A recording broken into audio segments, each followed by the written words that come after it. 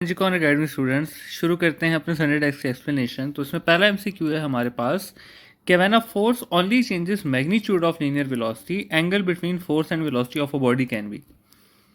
देखिए स्टूडेंट्स, हमारे पास दो किस्म की फोर्सेस होती हैं। एक हमारे पास लीनियर फोर्स होती है, एक हमारे पास सेंट्रीपिटल फोर्स होती है।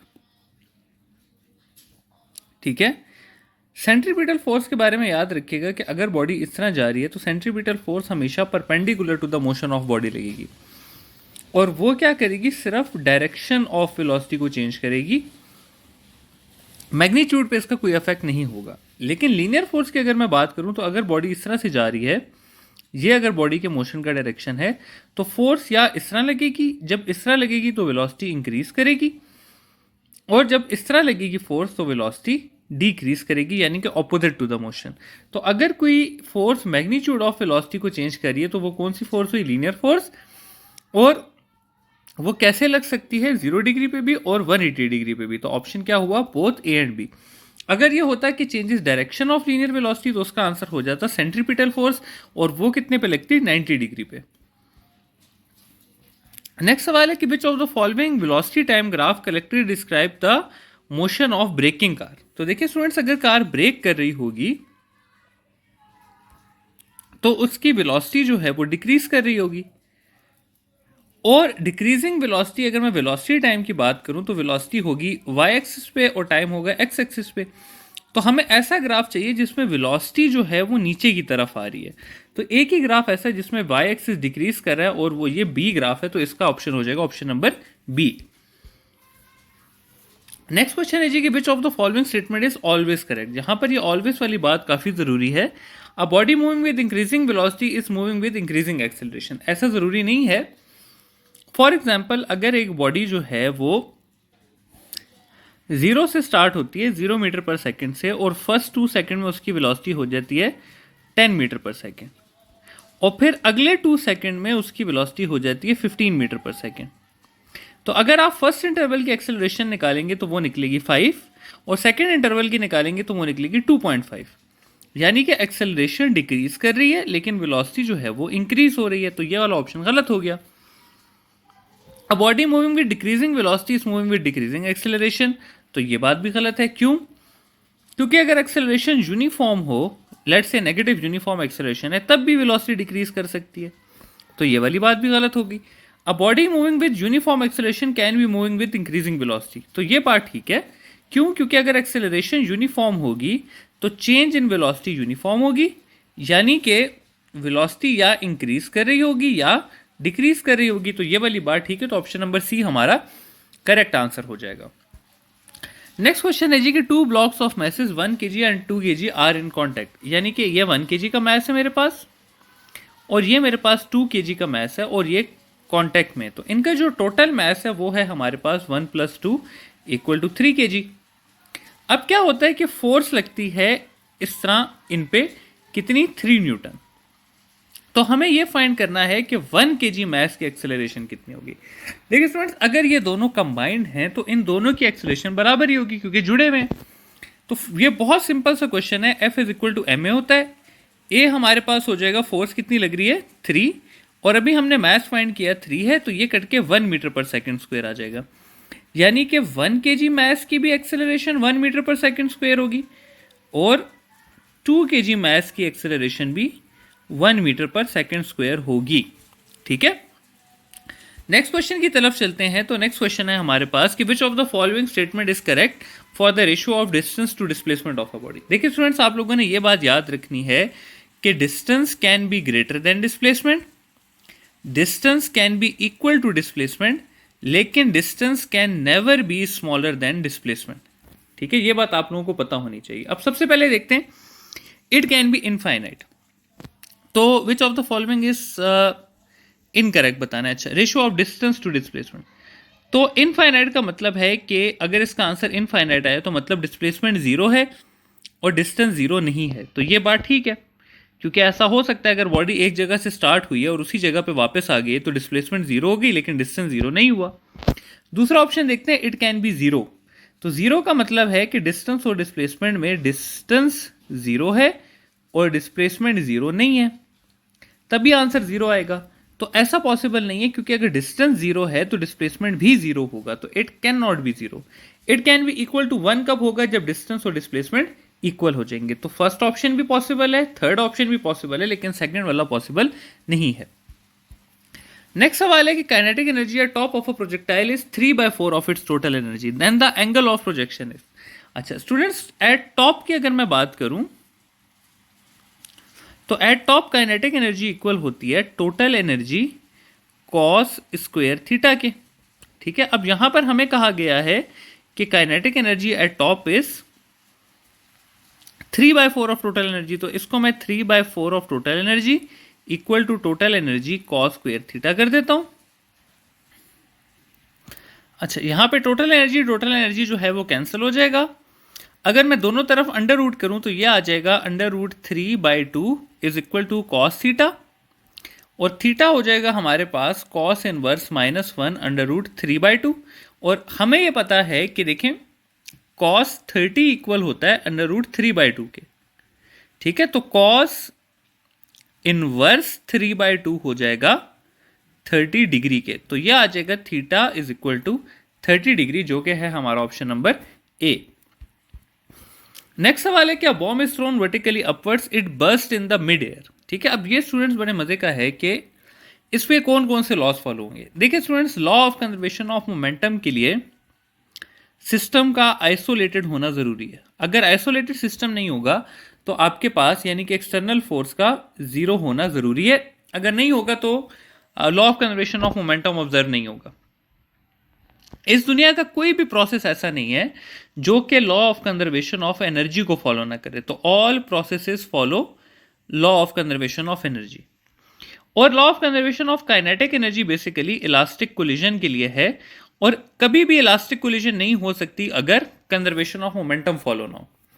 अब अगर एक बॉम्ब हमने फेंका है और वो स्टूडेंट्स मिड एयर यानी कि इस तरह ऊपर जा रहा है और फट गया, तो ये आइसोलेटेड सिस्टम नहीं है। क्यों नहीं है? क्योंकि रास्ते में इसके पास एक्सेलरेशन थी और इस पे एक एक्सटर्नल फोर्स एक्ट कर रही थी जो कि ग्रेविटी थी। तो अगर इसके ऊपर एक्सटर्नल फोर्स एक्ट कर रही है तो यानी कि आइसोलेटेड सिस्टम नहीं है। आइसोलेटेड नहीं है तो कंजर्वेशन ऑफ मोमेंटम ओबे नहीं होगा, और ऐसा नहीं हो सकता कि मोमेंटम ओबे ना हो और इलास्टिक कोलिजन हो, तो ये भी नहीं हुआ। तो सिर्फ एक ही ऑप्शन बचता है, वो है law of conservation of energy, option number A. Next है जी कि distance covered by a body moving with uniform acceleration during 3rd second of its motion is 25 metre. How much total distance is covered in 4 seconds. तो देखिए students, इसका formula हमारे पास होता है कि distance covered in nth second is equal to 2n-1 distance covered in first second. तो यहां से अगर मैं s3 निकालूंगा तो ये हो जाएगा 2 3 -1 इंटू s1, और s1 इक्वल हो जाएगा s3, यहां पर हमें दिया हुआ है 25, तो 25 डिवाइडेड बाय 5, तो ये हो जाएगा 5 मीटर, यानी कि s1 5 मीटर है। फिर अगर सेकेंड में मैं फाइंड करूं तो वो इक्वल होता है 3s1 के, तो ये हो जाएगा 3 इंटू 5 15। फिर s3 अभी हमने ऑलरेडी दिया हुआ है, क्या है 25 मीटर है। और s4 अगर मैं इसी फॉर्मूले से निकालूं 2n-1 s1, तो ये हो जाएगा 7 into 5 which is equal to 35। अब अगर हम टोटल डिस्टेंस फाइंड करना चाहते हैं तो वो हो जाएगा 5 + 15 + 25 + 35, तो ये मेरे पास बन जाएगा 80 मीटर, जो कि है हमारा ऑप्शन नंबर सी। नेक्स्ट सवाल है कि which of the following conditions favour elastic collision. तो स्टूडेंट्स, ये बात आप लोगों को पता होनी चाहिए कि इलास्टिक कोलिजन में होता क्या है कि काइनेटिक एनर्जी कंजर्व रहती है, ठीक है। और इन इलास्टिक में क्या होता है कि काइनेटिक एनर्जी कन्वर्ट हो जाती है इनटू साउंड, हीट और लाइट में। अब हम ये चाहते हैं स्टूडेंट्स कि ये जो काइनेटिक एनर्जी है ये कन्वर्ट ना हो, ठीक है। तो जितना ज्यादा लाउड होगा इसका मतलब है उतनी ज्यादा कन्वर्ट हुई है, तो लाउड तो हो ही नहीं सकता। जितनी ज्यादा लाउड कोलिजन होती है उतनी कम इलास्टिक होती है। अब साइलेंट में हमने देखना है तो साइलेंट होगी स्टूडेंट्स और हेड ऑन होगी, क्योंकि ये भी कंडीशन है इलास्टिक की कि collision must be head on. तो जितनी ज्यादा हेड ऑन होगी प्लस जितनी ज्यादा साइलेंट होगी उतनी ज्यादा कोलिजन आपके पास इलास्टिक होगी। तो इसका ऑप्शन हो जाएगा ऑप्शन नंबर डी।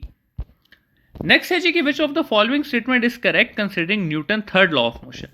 अच्छा, अब Newton third law of motion में स्टूडेंट्स हमारी काफी सारी मिसकॉन्सेप्शंस हैं। सबसे पहले हमारी जो मिसकॉन्सेप्शन है वो ये है कि दो फोर्सेस जो हैं वो इक्वल होंगी, ऑपोजिट होंगी, और इक्वल और ऑपोजिट होने की वजह से एक दूसरे को कैंसिल कर देंगे। हालांकि ये वाला कॉन्सेप्ट बिल्कुल गलत है। देखिए स्टूडेंट्स, कैंसिल करने के लिए क्या चीज जरूरी होती है कि अगर ये बॉडी है आपके पास तो आप 10 न्यूटन इधर लगाएं और 10 न्यूटन इधर लगाएं, यानी कि दो फोर्सेस का सिंगल बॉडी पे एक्ट होना जरूरी होता है। लेकिन अगर इस तरह से फोर्सेस लग रही है कि एक बॉडी ये है, दूसरी बॉडी ये है, एक 10 न्यूटन इधर लग रही है, दूसरी 10 न्यूटन इधर लग रही है, तो देखें ये दोनों फोर्सेस एक दूसरे के इक्वल और ऑपोजिट तो हैं, लेकिन ये एक दूसरे को कैंसिल नहीं कर रहे। तो ये होती है एक्शन और रिएक्शन फोर्स। एक्शन और रिएक्शन फोर्सेस कभी भी एक बॉडी पे एक्ट नहीं करती, never act on same body. और क्योंकि वो एक बॉडी पे एक्ट नहीं करती तो ये एक दूसरे को कभी कैंसिल भी नहीं कर सकती। तो इसका आंसर हो जाएगा नेवर कैंसिल ईच अदर। ठीक है, तो अब हमने ये बताना है सवाल में कि which of the following statement is correct. तो पहली बात ये कि forces always occur in pair, ये बात तो ठीक है कि जहां पर एक्शन होगा वहां पर रिएक्शन भी होगा। Action and reaction forces cancel each other, तो ये बात गलत है। Action and reaction force act on same body, तो ये बात भी गलत है। तो सिर्फ ए ऑप्शन जो है वो हमारा करेक्ट ऑप्शन हो जाएगा। नेक्स्ट है जी कि work is done on a body and it is moving with uniform increasing velocity. ठीक है, मतलब कि वेलोसिटी जो है वो यूनिफॉर्मली इंक्रीजिंग है। ठीक है, यूनिफॉर्म नहीं है। और यूनिफॉर्मली इंक्रीजिंग वेलोसिटी का मतलब होता है कि एक्सेलरेशन बॉडी की यूनिफॉर्म है। ठीक है, असल में आपको मैं यहां पर लिखवा देता हूं कि फोर्स जब भी जीरो होगी, एक्सेलरेशन जीरो होगी और वेलोसिटी यूनिफॉर्म होगी। फोर्स जब भी यूनिफॉर्म होगी, एक्सेलरेशन यूनिफॉर्म होगी और वेलोसिटी यूनिफॉर्मली वेरिएबल होगी या यूनिफॉर्मली चेंजिंग होगी। और फोर्स जब भी वेरिएबल होगी, एक्सेलरेशन भी वेरिएबल होगी और वेलोसिटी जो है वो वेरिएबली वेरिएबल होगी। ठीक है, तो यहां पर हमें कहा हुआ है कि acceleration velocity is uniformly increasing. तो force displacement curve of this body, तो अगर हम इसका स्टूडेंट्स फोर्स डिस्प्लेसमेंट कर्व बनाएं तो हमें ऐसा फोर्स डिस्प्लेसमेंट कर्व बनाना होगा जिसमें फोर्स यूनिफॉर्म होगी और ये बनी आपके पास यूनिफॉर्म फोर्स। ठीक है, अब इसमें देखें फोर्स का जो मैग्नीट्यूड है ना वो ज्यादा हो रहा है ना वो कम हो रहा है, तो ये यूनिफॉर्म फोर्स का वर्क डन हुआ। तो इसका आंसर होगा B, option number B, horizontal line. Next सवाल है कि work done by conservative field appears in the form of. तो देखिए स्टूडेंट, जब भी कंजर्वेटिव फील्ड में आप काम करेंगे तो it always appear in the form of potential energy. Example ले ले, फॉर एग्जांपल कौन कौन सी फील्ड्स हैं? ग्रेविटी है, इलेक्ट्रिक है और आपके पास इलास्टिक है। ठीक है, आप ग्रेविटी में काम करेंगे तो it will appear in form of gravitational potential energy जो कि होता है mgh। अगर आप इलास्टिक में काम करेंगे तो it will appear in form of elastic potential energy जो कि होता है हाफ kx²। और अगर आप काम करेंगे इलेक्ट्रिक में तो it will appear in form of electric potential energy जो कि होता है v × q। तो ये तीनों जो हैं ये टाइप्स ऑफ पोटेंशियल एनर्जी हैं। तो कंजर्वेटिव फील्ड में आप जब भी काम करेंगे it will appear in form of potential energy, option number A. Next है जी कि when a force acts on a body what can be said about the kinetic energy and momentum of a body. देखिए student, जब भी force लगेगी तो हमें यह पता है कि मोमेंटम भी चेंज होगा और काइनेटिक एनर्जी भी चेंज होगी। अब ये देखिए, काइनेटिक एनर्जी और मोमेंटम का रिलेशन है p²/2m। अगर हम कंसिडर करें कि काइनेटिक एनर्जी 2 टाइम्स हो गई है तो मोमेंटम को 4 टाइम्स होना पड़ेगा।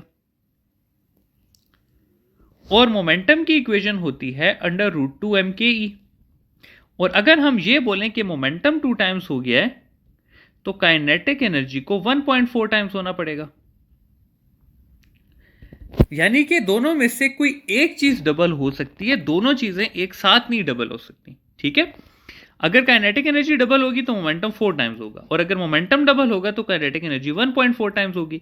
तो इसका आंसर है कि जो है वो आइदर काइनेटिक एनर्जी और द मोमेंटम बिकम्स डबल। ठीक है, तो ये हो जाएगा ऑप्शन नंबर डी।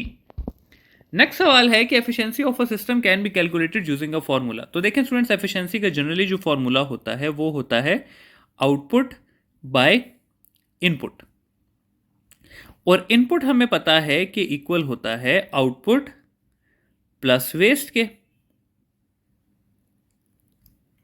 तो यहां से अगर मैं आउटपुट की इक्वेशन निकालूं तो वो बन जाएगी इनपुट माइनस वेस्ट, और ये अगर मैं इस इक्वेशन में डालूं तो ये इक्वेशन ये बन जाएगी कि input minus waste divided by input. तो ऑप्शन नंबर सी हमारा करेक्ट ऑप्शन हो जाएगा। नेक्स्ट क्वेश्चन है हमारा स्टूडेंट्स के which of the following graph work time graph है, और हमें करेक्ट इक्वेशन सेलेक्ट करनी है। अच्छा जी, वर्क टाइम ग्राफ की स्लोप हमें क्या बताती है? तो वर्क टाइम ग्राफ की स्लोप हमें बताती है W/T which is equal to power. ठीक है, अब हमें यहां पर पावर जो है वो इंक्रीजिंग मिल रही है, और पावर तब इंक्रीजिंग होगी जब आपकी फोर्स इंक्रीजिंग होगी। ठीक है, क्योंकि फोर्स इंटू डिस्प्लेसमेंट वर्क होता है ना। तो अब हमें ऐसा सेलेक्ट करना है कि फोर्स इंक्रीजिंग होगी तो क्या होगा। तो स्टूडेंट्स, फोर्स अभी हमने पढ़ा कि जब भी इंक्रीजिंग होगी तो उसकी वजह से हमारे पास एक्सेलरेशन जो है वो इंक्रीजिंग होगी, और अगर एक्सेलरेशन इंक्रीजिंग होगी तो वेलोसिटी हमारे पास वेरिएबली वेरिएबल होगी। तो वेरिएबल यानी वेरिएबली वेरिएबल यानी कि option number C, velocity is variably variable velocity. क्यों? क्योंकि अगर वेलोसिटी वेरिएबल होगी तो मतलब एक्सेलरेशन इंक्रीजिंग होगी, एक्सेलरेशन इंक्रीजिंग होगी तो फोर्स इंक्रीजिंग होगी, फोर्स इंक्रीजिंग होगी तो वर्क इंक्रीजिंग होगा, और वर्क इंक्रीजिंग होगा तो पावर इंक्रीजिंग होगी। तो ऑप्शन नंबर सी जो है वो हमारा करेक्ट ऑप्शन बन जाएगा।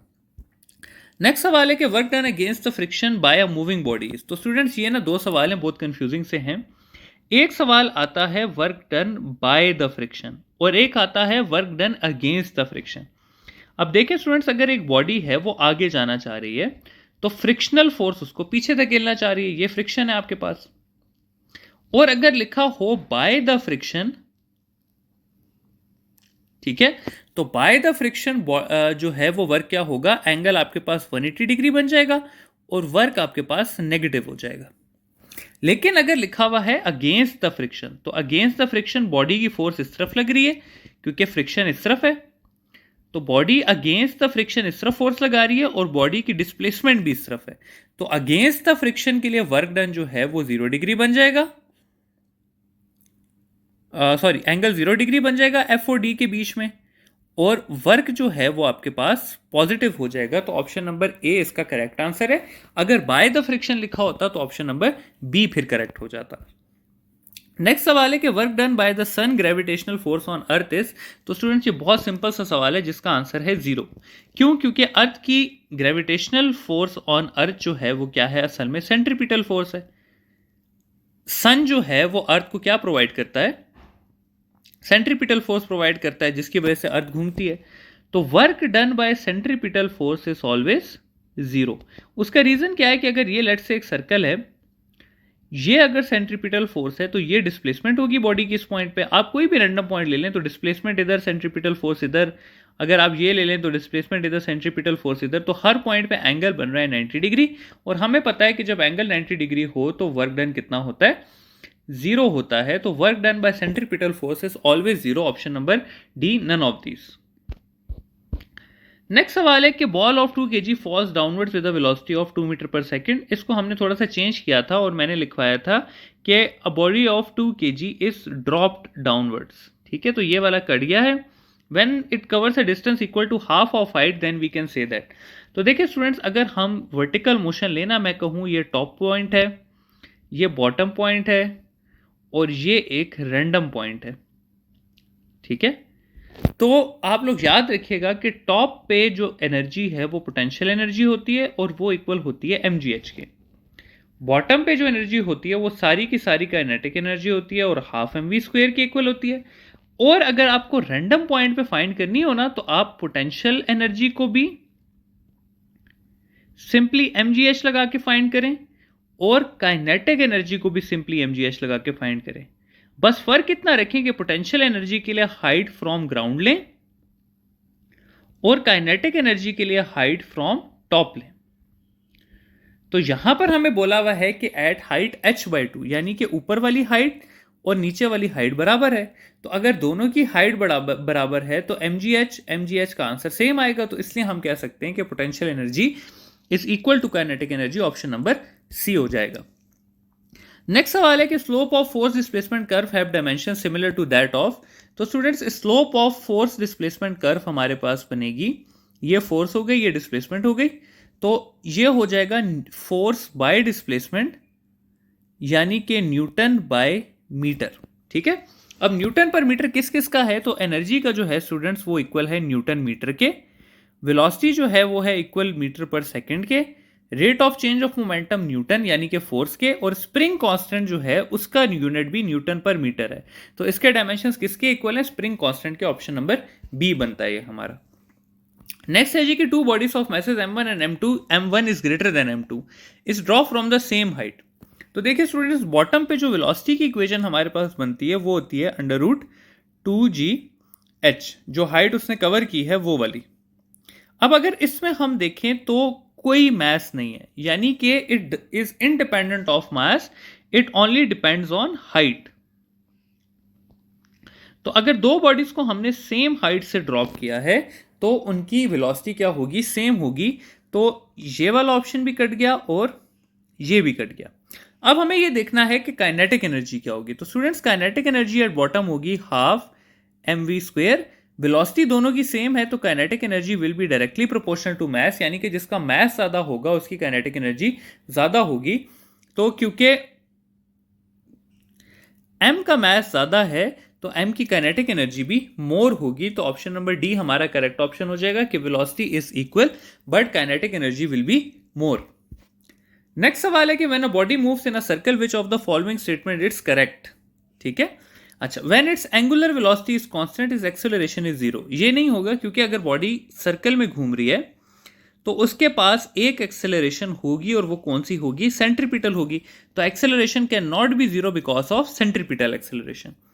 When it's angular velocity is constant it's acceleration is 0। तो ये अगेन इज कांस्टेंट। अच्छा, अब इसके पास स्टूडेंट्स पहली बात जो ये है कि सेंट्रीपिटल एक्सेलरेशन होगी, लेकिन स्टूडेंट्स ये देखें सेंट्रीपिटल एक्सेलरेशन हर पॉइंट पे अपना डायरेक्शन चेंज कर रही होती है। तो सेंट्रीपिटल अगर आपके पास ओमेगा कांस्टेंट है तो आपके पास सेंट्रीपिटल एक्सेलरेशन होगी, लेकिन सेंट्रीपिटल एक्सेलरेशन का सिर्फ मैग्नीट्यूड कांस्टेंट होगा लेकिन उसका डायरेक्शन चेंज हो रहा होगा। तो अगर एक बॉडी कांस्टेंट एंगुलर वेलोसिटी से मूव कर रही है तो उसके पास सेंट्रीपिटल एक्सेलरेशन होगी जिसका डायरेक्शन क्या हो रहा होगा? चेंज। तो it will be a variable centripetal acceleration. तो ऑप्शन नंबर सी जो है वो हमारा करेक्ट ऑप्शन हो जाएगा। नेक्स्ट है जी कि tangential velocity of a body moving in a circle is changing both in magnitude and in direction, the body will have. अच्छा जी स्टूडेंट्स, ये चीज अब आपको जरा से समझनी पड़ेगी कि टेंजेंशियल वेलोसिटी क्यों बनती है। तो स्टूडेंट्स, टेंजेंशियल वेलोसिटी जो है वो बेसिकली अगर बॉडी सर्कल में घूम रही है, ठीक है, तो हर पॉइंट पे ये होती है। और याद रखिएगा कि टेंजेंशियल वेलोसिटी जो है उसका direction always changes. Tangential velocity का डायरेक्शन हमेशा चेंज होता है। ऐसा नहीं हो सकता कि बॉडी टेंजेंशियल वेलोसिटी से मूव कर रही हो और उसका डायरेक्शन चेंज ना हो। अब यहां पे कहा हुआ है कि डायरेक्शन भी चेंज हो रहा है और मैग्नीट्यूड भी चेंज हो रहा है, यानी कि बॉडी यहां पे स्पीड पकड़ रही है 5, 10, 15, 20 इस तरह करके इसका मैग्नीट्यूड भी चेंज हो रहा है। और यहां पे अगर इस तरह है तो यानी कि बॉडी की जो वेलोसिटी का मैग्नीट्यूड है वो भी चेंज हो रहा है। अब आपको ये बात पता होनी चाहिए कि अगर बॉडी सर्कल में घूम रही है और उसकी वेलोसिटी का मैग्नीट्यूड चेंज हो रहा है तो उसके पास तीनों एक्सेलरेशंस होंगी। कौन कौन सी? टेंजेंशियल, सेंट्रीपिटल और एंगुलर। और अगर उसकी वेलोसिटी का मैग्नीट्यूड कांस्टेंट हुआ तो उसके पास सिर्फ एक एक्सेलरेशन होगी और वो कौन सी होगी? सेंट्रीपिटल होगी। तो क्योंकि यहां पे वेलोसिटी का मैग्नीट्यूड चेंज हो रहा है तो this body will have all 3 acceleration. तो आंसर हो जाएगा D, all of these. Next है जी a car of 100 kg takes a turn on a radius of. तो मैस यहां पर हमें दिया हुआ है 100 kg, रेडियस हमें दिया हुआ है 2 मीटर और फ्लैट रोड पे उसकी वेलोसिटी है 15 मीटर पर सेकेंड, तो मैक्सिमम फोर्स ऑफ फ्रिक्शन जो कि ये रोड प्रोवाइड कर सकती है वो है 5000 न्यूटन। तो वेलोसिटी से अगर ये सर्कल लेगी तो क्या ये स्लिप होगी या ये मोड़ ले सकेगी? तो देखिए स्टूडेंट्स, स्ट्रेट रोड पे टर्न अगर गाड़ी ले तो उसको जो नेसेसरी सेंट्रीपिटल फोर्स है वो फ्रिक्शन प्रोवाइड करती है। ये बात आपको पहले पता होनी चाहिए। अब यहां पर सेंट्रीपिटल फोर्स की इक्वेशन होती है mv²/r। तो v अगर हमने फाइंड करना है तो वो बन जाएगा Fr/m। ये वो मैक्सिमम वेलोसिटी है जिससे गाड़ी टर्न ले सकती है इस रोड पे। अब हम इसमें वैल्यूज डालते हैं तो फ्रिक्शन हमें दी हुई है यहां पे 5000 और रेडियस हमें दिया हुआ है यहां पे 2 मीटर, डिवाइडेड बाय यहां पर हमें जो मास दिया हुआ है वो दिया हुआ है 100 kg।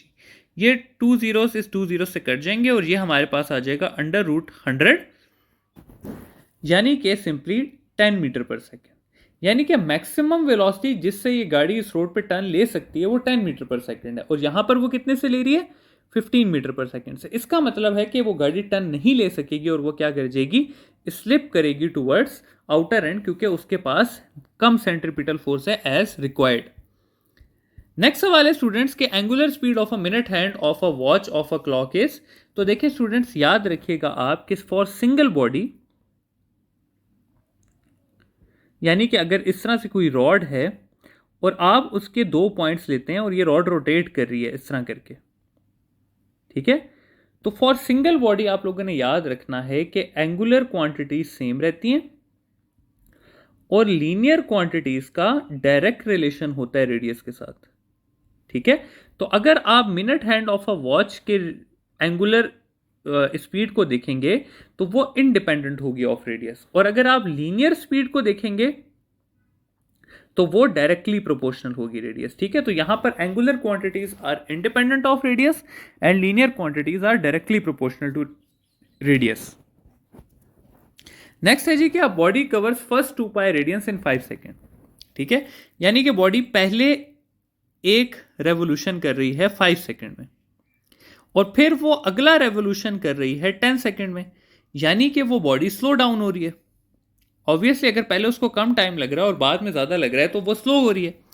और जब भी बॉडी स्लो होगी स्टूडेंट्स, तो आप लोगों ने याद रखना है कि एंगुलर वेलोसिटी के लिए राइट हैंड रूल यूज हो जाएगा। तो एंगुलर वेलोसिटी अपवर्ड होगी अगर, तो एंगुलर एक्सेलरेशन डाउनवर्ड होगी। ये तब होगा जब वो बॉडी स्लो हो रही होगी, और अगर वो बॉडी फास्ट हो रही हुई तो दोनों आपस में पैरेलल हो जाएंगे, यानी कि अगर एंगुलर वेलोसिटी इस तरफ है तो एंगुलर एक्सेलरेशन भी ऊपर की तरफ होगी। तो इसका आंसर हो जाएगा, क्योंकि बॉडी स्लो डाउन हो रही है तो दोनों के बीच में एंगल 180 डिग्री हो जाएगा। नेक्स्ट सवाल है कि which of the following quantities lie within the same plane. तो देखिए स्टूडेंट्स, अगर मैं ये एक प्लेन बना दूं, ठीक है, ये इससे और भी बहुत सारे सवाल आ सकते हैं आपके पास। मैं कहता हूं मैं ये प्लेन बना देता हूं और बॉडी इस प्लेन पे घूम रही है, ठीक है। तो बॉडी की लीनियर वेलोसिटी इसी प्लेन पे होगी, बॉडी की सेंट्रीपिटल एक्सेलरेशन इसी प्लेन पे होगी, बॉडी की टेंजेंशियल एक्सेलरेशन इसी प्लेन पे होगी, ये टेंजेंशियल वेलोसिटी हो गई, ये टेंजेंशियल एक्सेलरेशन हो गई, ये सेंट्रीपिटल होगी।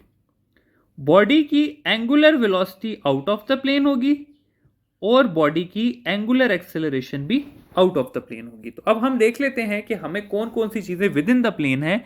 तो एंगुलर वेलोसिटी और टेंजेंशियल वेलोसिटी नहीं, tangential acceleration and angular acceleration नहीं, centripetal acceleration and angular velocity नहीं, टेंजेंशियल एक्सेलरेशन और सेंट्रीपिटल, तो देखिए टेंजेंशियल भी इसी प्लेन पे और सेंट्रीपिटल भी इसी प्लेन पे, तो इसका आंसर हो जाएगा डी, ये दोनों सेम प्लेन पे होंगे। नेक्स्ट है जी कि when a car is taking a turn on a bank road centripetal force is provided by. तो स्टूडेंट्स, जब लिखा होगा स्ट्रेट रोड तो उसका आंसर होगा फ्रिक्शन, और जब लिखा होगा बैंक रोड जिस तरह के इस सवाल में है तो उसका आंसर होगा vertical component of normal force. तो ये दो बहुत मैचिंग एमसीक्यूज हैं, लेकिन आपको पता होना चाहिए क्योंकि यहां पर बैंक लिखा है तो इसका ऑप्शन हो जाएगा ऑप्शन नंबर सी। नेक्स्ट है जी कि body is moving in a circular motion can be moving with, ठीक है। तो स्टूडेंट्स, जब सर्कुलर में मूव कर रही है तो उसका डायरेक्शन चेंज हो रहा है, ठीक है। डायरेक्शन चेंज होगा तो यूनिफॉर्म वेलोसिटी तो नहीं हो सकती। अभी हमने पढ़ा था कि यूनिफॉर्म सेंट्रीपिटल एक्सेलरेशन भी नहीं हो सकती क्योंकि सेंट्रीपिटल एक्सेलरेशन का भी डायरेक्शन चेंज होता है। हाँ, यूनिफॉर्म एंगुलर एक्सेलरेशन जरूर हो सकता है, क्योंकि यूनिफॉर्म एंगुलर एक्सेलरेशन का डायरेक्शन चेंज नहीं होता। क्यों नहीं होता? क्योंकि देखिए, अगर बॉडी इस तरह से सर्कल में घूम रही है और ये उसका एंगुलर एक्सेलरेशन का डायरेक्शन है, तो अगर बॉडी तेज भी होती है तो एंगुलर एक्सेलरेशन का डायरेक्शन यही रहेगा, तो इसका डायरेक्शन चेंज नहीं होता, इसलिए body can be moving with uniform angular acceleration. होता क्या है कि अगर आपके पास टॉर्क जीरो होगी तो अल्फा जीरो होगा और आपके पास ओमेगा यूनिफॉर्म होगा, ठीक है। और अगर आपके पास टॉर्क यूनिफॉर्म होगी तो अल्फा यूनिफॉर्म होगा और ओमेगा आपके पास यूनिफॉर्मली वेरिएबल होगा। और इसी तरह अगर टॉर्क वेरिएबल हुई तो अल्फा वेरिएबल होगा और ओमेगा जो है वो वेरिएबली वेरिएबल होगा। तो ये बात वैसी ही है जैसे लीनियर मोशन में फोर्स, एक्सेलरेशन और वेलोसिटी की है। एंगुलर में क्या होता है कि फोर्स की जगह टॉर्क आ जाती है, ए की जगह अल्फा आ जाता है और वी की जगह ओमेगा आ जाता है। नेक्स्ट सवाल है कि a fan is rotating so that it's angular velocity is directed towards east. अगर हम उसको ऑफ करेंगे तो उसकी एंगुलर वेलोसिटी डिक्रीज होगी। तो अब क्या होगा? देखिए स्टूडेंट, जब बॉडी आपके पास अगर फास्ट हो या स्लो हो, तो अगर आपने एंगुलर वेलोसिटी का डायरेक्शन फाइंड करना है तो it is always right hand rule. तो जब मैं इस पे राइट हैंड रूल लगाऊंगा तो अपवर्ड्स आएगा, और अगर बॉडी बेशक स्लो हो रही है और इस पे भी मैं राइट हैंड लगाऊंगा तो अपवर्ड आएगा। यानी कि ओमेगा का डायरेक्शन चेंज नहीं हुआ। डायरेक्शन किसका चेंज होता है? अल्फा का। यानी कि जब बॉडी फास्ट हो रही होती है तो अल्फा और ओमेगा सेम डायरेक्शन में होते हैं, और जब बॉडी स्लो हो रही होती है तो अल्फा और ओमेगा ऑपोजिट हो जाते हैं। तो अगर एंगुलर वेलोसिटी पहले ईस्ट की तरफ थी तो अभी भी किधर रहेगी? ईस्ट की तरफ ही रहेगी। ऑप्शन नंबर सी इसका करेक्ट ऑप्शन है। विच of the following pair of quantities have same dimensions? तो स्टूडेंट्स, अगर मैं एंगुलर फ्रीक्वेंसी और फ्रीक्वेंसी की बात करूं तो दोनों के डायमेंशन सेम होते हैं, t-1। अगर मैं स्प्रिंग कांस्टेंट और सरफेस टेंशन की बात करूं तो दोनों का यूनिट इक्वल होता है न्यूटन बाय मीटर। तो न्यूटन पर मीटर क्योंकि दोनों का होता है तो ये भी सेम हुए। और एंगुलर मोमेंटम और प्लांक कांस्टेंट दोनों का सेम डायमेंशन सेम यूनिट होते हैं, ठीक है। तो ये तीनों जो हैं ऐसे ऑप्शन है जिनमें सेम डायमेंशन और सेम यूनिट्स हैं, तो डी ऑल ऑफ दीज इसका करेक्ट ऑप्शन हो जाएगा। नेक्स्ट है जी कि displacement covered by a body when it moves through half circle is. तो स्टूडेंट्स देखें, अगर बॉडी यहां से यहां तक मूव करती है हाफ सर्कल में, तो ये उसका डिस्टेंस हो गया जो कि हुआ 2πr/2 which is equal to πr। लेकिन अगर मैं इसकी डिस्प्लेसमेंट काउंट करूं तो वो ये होगी, यानी कि डायमीटर, और डायमीटर इक्वल होता है 2r के। तो इसका आंसर हो जाएगा बी, 2r। नेक्स्ट है जी के time period of a simple pendulum on surface of earth is t। If this pendulum is throne upward, time period of this pendulum during its upward motion is. अच्छा देखिए students, time period of simple pendulum ना equal होता है 2π divided by L/g के, ठीक है। अब यहां पर हमें लेना होता है अपेरेंट वेट का कॉन्सेप्ट। अगर आपके पास अपेरेंट वेट ज्यादा होगा तो उसकी एक्सेलरेशन यानी कि जी ज्यादा होगी। अगर आपके पास अपेरेंट वेट कभी कम हुआ तो उसकी जी की वैल्यू यानी कि अपेरेंट वेट की वजह से कम हो जाएगी। अगर आपके पास अपेरेंट वेट जीरो हुआ तो जी की वैल्यू क्या हो जाएगी? जीरो हो जाएगी, सही है। उसकी ऊपर ग्रेविटी नहीं एक्ट करती, ये बात आप लोगों को पता है। अब अगर लेट से यहां पर फेंका हुआ है कि थ्रोन अपवर्ड, तो ये आ जाता है फ्रीली फॉलिंग बॉडी का केस, ठीक है। और फ्रीली फॉलिंग बॉडी में अपेरेंट वेट जो होता है वो बॉडी का इक्वल जीरो होता है, तो जी की वैल्यू भी जीरो हो जाएगी। अब टाइम पीरियड और जी का रिलेशन आपस में इनवर्स है, तो अगर जी की वैल्यू 1/0 हो गई तो something over zero is infinity, तो टाइम क्या हो जाएगा आपके पास? इनफाइनाइट हो जाएगा। अच्छा, अब इससे सिर्फ ये सवाल नहीं आते स्टूडेंट्स, इससे ऐसा सवाल भी आ सकता है कि एक लिफ्ट है, ठीक है, वो लिफ्ट डाउनवर्ड आना स्टार्ट होती है, तो downward body with increasing velocity. तो अगर कोई बॉडी डाउनवर्ड आ रही हो और उसकी इंक्रीजिंग वेलोसिटी ज़्यादा हो रही हो तो उसका अपेरेंट वेट कम होता है। अपेरेंट वेट कम होगा तो जी की वैल्यू कम होगी, जी की वैल्यू कम होगी तो टाइम पीरियड ज़्यादा हो जाएगा। इसी के मुकाबले में अगर ये सवाल हो कि लिफ्ट नीचे आते हुए स्लो डाउन हो रही है तो पेंडुलम के साथ क्या होगा? तो स्टूडेंट्स, अगर बॉडी नीचे आ रही हो और उसकी वेलोसिटी डिक्रीज कर रही हो तो उसका अपेरेंट वेट ज़्यादा होता है।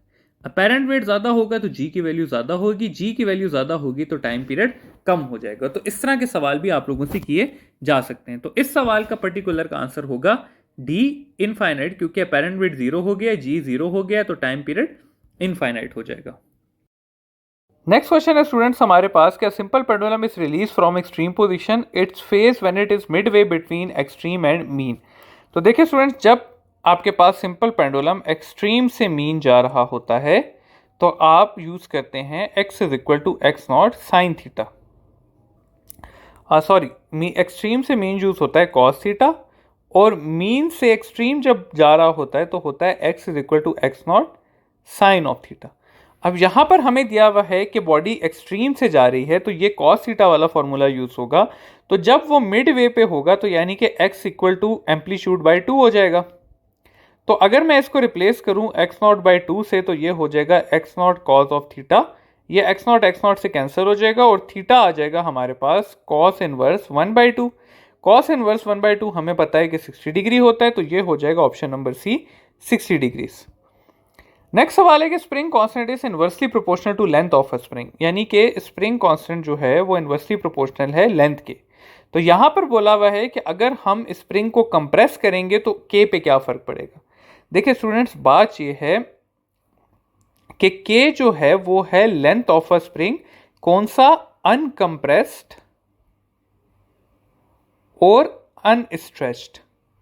यानी कि जब आप कोई स्प्रिंग लें बगैर उस पर कोई फोर्स लगाए तो उसकी लेंथ पे के डिपेंडेंट है। स्ट्रेच और कंप्रेस करने से के पे फर्क नहीं पड़ता, तो इसका आंसर होगा कि के रिमेन्स सेम, क्योंकि कंप्रेशन से के पे फर्क नहीं पड़ता, वो उसकी ओरिजिनल लेंथ से फर्क पड़ता है।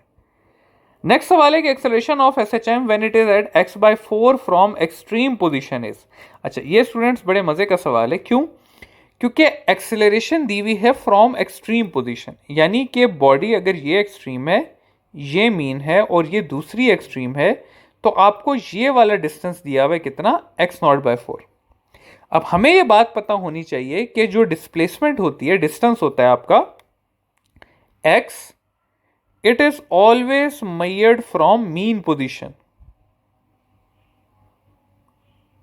तो अगर एक्सट्रीम से स्टूडेंट्स आपको x दिया हुआ है x0/4, तो मीन से वो होगा x0 minus x0/4 which is equal to 3x0/4। तो असल में डिस्टेंस आपका 3x0/4 है, x0/4 नहीं है। तो एक्सेलरेशन इक्वल हो जाएगी ओमेगा स्क्वायर x, यहां पर x आपको दिया हुआ है 3x0/4। अच्छा, ये हो जाएगा आपके पास 3/4 ओमेगा स्क्वायर x0। ये ओमेगा स्क्वायर x0 आपकी मैक्सिमम एक्सेलरेशन या एक्सेलरेशन एट एक्सट्रीम पोजीशन है, तो ये हो जाएगा 3/4 ऑफ एक्सेलरेशन एट एक्सट्रीम। तो ऑप्शन नंबर डी जो है वो आपका करेक्ट ऑप्शन हो जाएगा। नेक्स्ट है जी कि when SHM is at displacement 3/4 of amplitude from mean position we can say that. देखिए स्टूडेंट्स, आपको कुछ पॉइंट्स का पता होना चाहिए, एक्सट्रीम का, मीन का, दूसरे एक्सट्रीम का। एक बिल्कुल मिड का पॉइंट होता है और उससे हम कहते हैं x0/2, और अगर ये मिड का पॉइंट है तो एक इससे थोड़े आगे का पॉइंट होता है, उससे कहते हैं x0/√2। अच्छा, ये होता है 0.5 डिस्टेंस और ये होता है 0.7 ऑफ एम्पलीट्यूड। अब एक्सट्रीम पोजीशन पे स्टूडेंट्स पोटेंशियल एनर्जी मैक्सिमम होती है, काइनेटिक एनर्जी 0 होती है। मीन पे क्या होता है कि पोटेंशियल एनर्जी 0 हो जाती है, काइनेटिक एनर्जी मैक्सिमम हो जाती है। x0/√2 पे क्या होता है कि काइनेटिक एनर्जी जो है वो 75% हो जाती है, पोटेंशियल एनर्जी जो है वो 25% हो जाती है।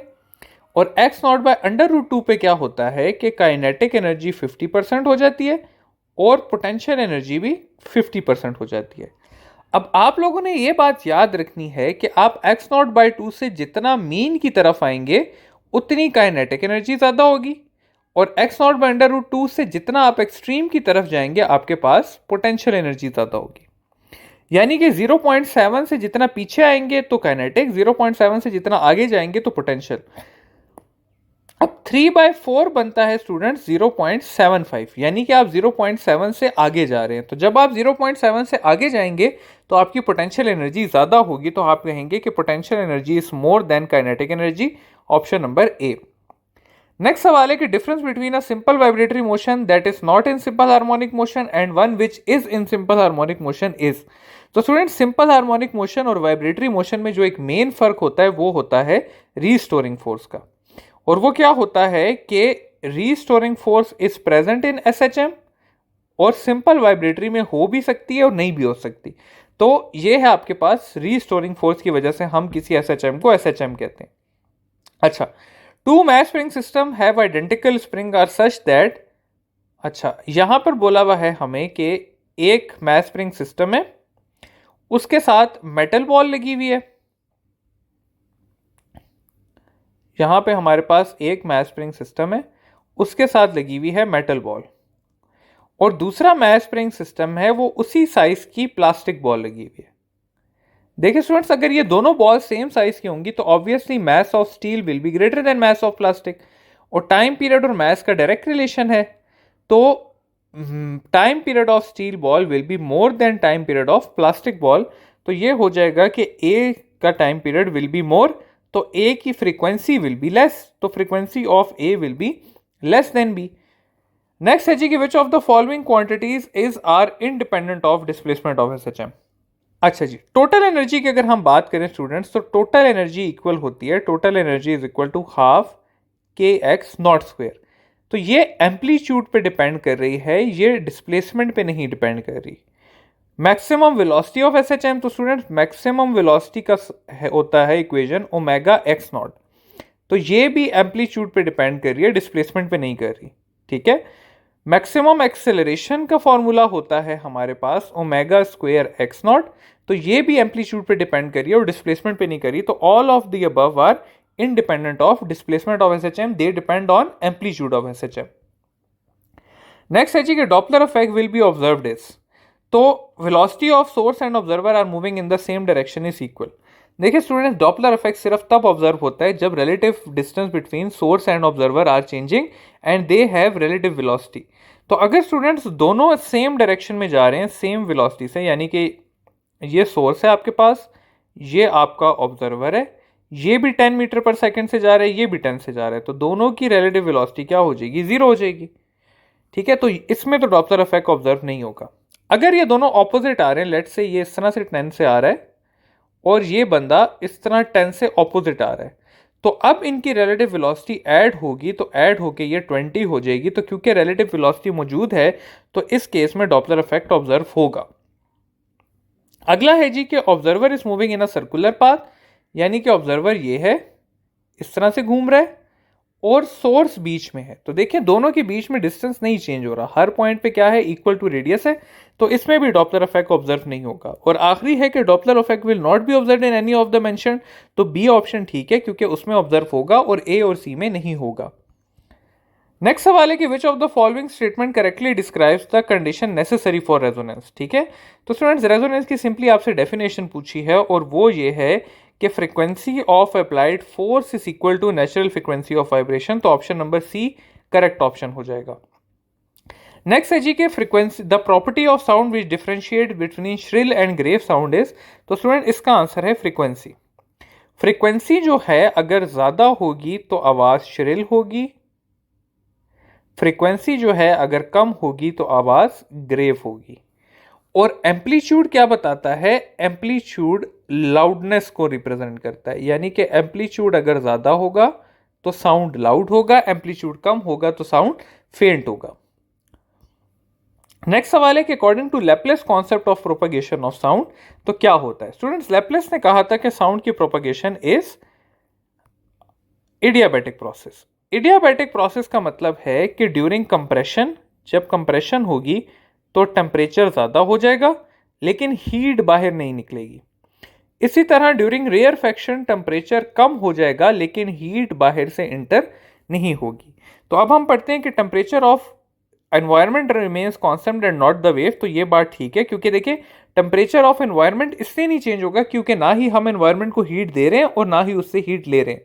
लेकिन वेव का टेम्परेचर सेम नहीं रहेगा क्योंकि कंप्रेशन के दौरान टेम्परेचर ज्यादा हो रहा है और रेयरफेक्शन के दौरान टेम्परेचर कम हो रहा है। तो ऑप्शन नंबर ए जो है वो हमारा करेक्ट आंसर हो जाएगा। नेक्स्ट है जी के star moving towards the earth shows. तो ये स्टूडेंट डॉपलर इफेक्ट का सवाल है और ये इसके लिए हमें पढ़नी पड़ेगी रेड शिफ्ट और ब्लू शिफ्ट। देखिए स्टूडेंट, जब भी सोर्स टूवर्ड्स ऑब्जर्वर आएगा तो फ्रीक्वेंसी इंक्रीज करेगी, जब भी सोर्स अवे फ्रॉम ऑब्जर्वर जाएगा तो फ्रीक्वेंसी डिक्रीज करेगी। ये डॉपलर इफेक्ट की इक्वेशन से आप देख सकते हैं। अब अगर कोई स्टार अवे फ्रॉम अर्थ जा रहा है, ठीक है, तो अगर अवे फ्रॉम अर्थ जा रहा है तो यानी कि सोर्स अवे जा रही है तो फ्रीक्वेंसी डिक्रीज करेगी। और किस लाइट की फ्रीक्वेंसी कम होती है? रेड लाइट की। तो away moving star will show red shift.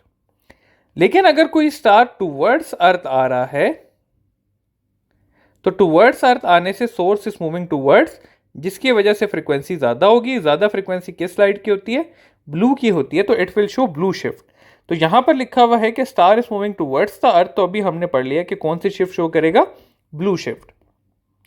Next है जी कि which of the following conditions will favour the two waves to produce waves.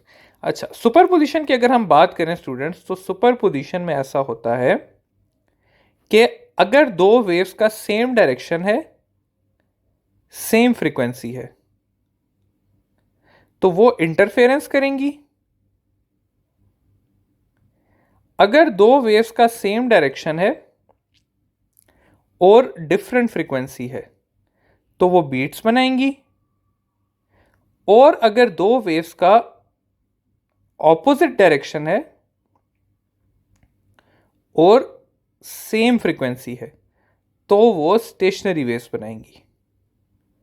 ठीक है, तो इसका आंसर हो जाएगा सेम डायरेक्शन डिफरेंट फ्रीक्वेंसी, जो कि है हमारा ऑप्शन नंबर ए।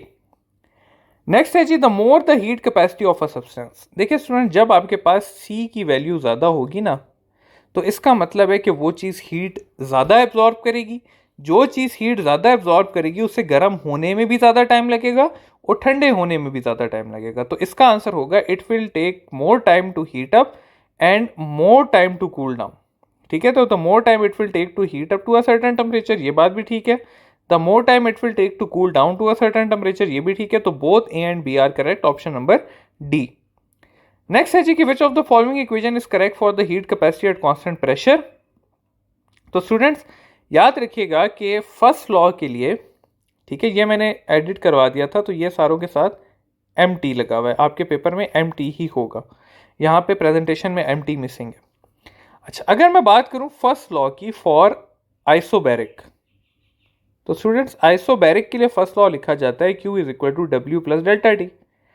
अब Q हमें पता है इक्वल होता है C M C delta T के। यहाँ पे क्योंकि प्रेशर कांस्टेंट है तो हम CP लिख देते हैं, तो ये हो जाएगा प्लस डेल्टा U। तो यहाँ पर अगर मैं CP निकालूं तो वो हो जाएगा W plus delta U divided by M delta T. तो ये हो जाएगा W plus delta U divided by M delta T, option number C. Next है जी कि student start heating 1 kg ice at -10 degree Celsius. तो अच्छा, फिर वो उसको कन्वर्ट करता है फाइनली वाटर एट 100 डिग्री में, यानी कि उसने -10 डिग्री आइस ली, उसने उसको पहले हीट किया तो वो कन्वर्ट हुई होगी ऑब्वियसली 0 डिग्री आइस में। फिर 0 डिग्री आइस को उसने हीट किया होगा तो वो कन्वर्ट हुई होगी 0 डिग्री वाटर में। और 0 डिग्री वाटर को फिर उसने हीट किया होगा तो वो कन्वर्ट हुआ होगा 100 डिग्री उसमें वाटर में। अब यहाँ पर जो हीट दी है वो Q1 है और वो इक्वल होगी स्टूडेंट्स MC डेल्टा टी। यहाँ पर 1 kg आइस है तो मास 1 हो जाएगा। आइस के लिए C की वैल्यू 2100 होती है, डेल्टा टी 10 हो जाएगा, तो ये हो जाएगा 21000। अब यहाँ पर जो हीट दी होती है वो लेटेंट हीट के इक्वल होती है, तो Q2 हो जाएगा ML। M1 kg है, latent heat of fusion equal होती है 336000, तो ये हो जाएगा 336000 जाउल के। और फाइनली ये जो हीट है ये Q3 है, ये भी इक्वल होती है MC डेल्टा टी के। तो Q3 इक्वल हो जाएगी 1 इंटू 4200 इंटू 100, तो ये हो जाएगा 420000, तो 4,20,000। तो इन तीनों में से अगर आप देखें तो Q3 सबसे ज़्यादा है, फिर Q2 है और फिर Q1 है।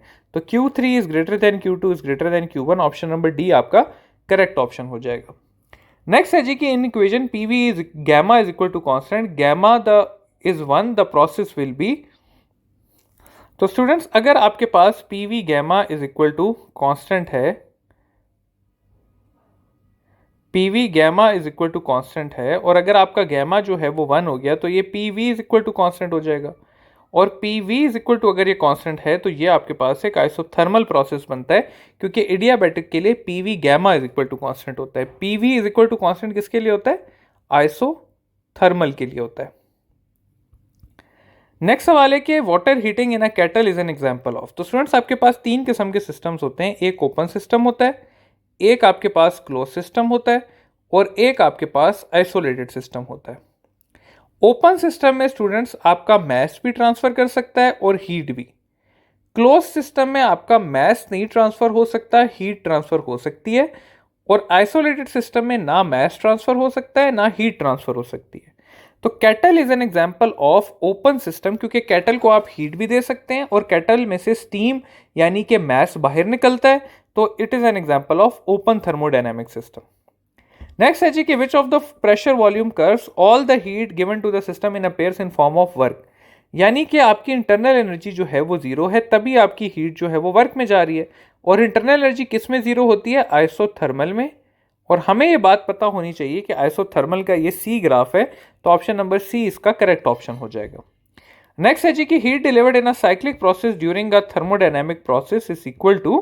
तो स्टूडेंट्स याद रखिएगा कि हीट जो है वो नॉन स्टेट फंक्शन है, ठीक है, और नॉन स्टेट फंक्शन जो है वो साइक्लिक प्रोसेस में जीरो नहीं होता, ठीक है। तो heat will not be zero, तो ये बात गलत हो गई। Heat will not be infinite, ये इनफाइनाइट हीट नहीं होती। वर्क की इक्वल हो भी सकती है, नहीं भी हो सकती, लेकिन it is equal to Q, तो ऑप्शन नंबर सी जो है वो हमारा करेक्ट ऑप्शन हो जाएगा। नेक्स्ट है जी कि which of the following statement is correct. तो ये है हमारे पास कि एवरेज काइनेटिक एनर्जी किसके इक्वल होती है। तो देखिए स्टूडेंट्स, इंटरनल एनर्जी या काइनेटिक एनर्जी का फॉर्मूला होता है हमारे पास 3/2 kT। यहाँ पे k जो है ये बोल्ट्जमैन कांस्टेंट है हमारे पास।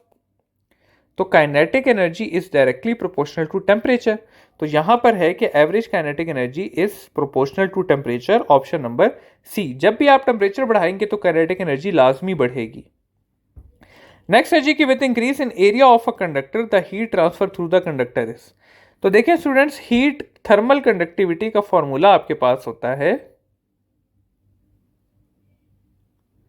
Q is equal to K A delta T T by L.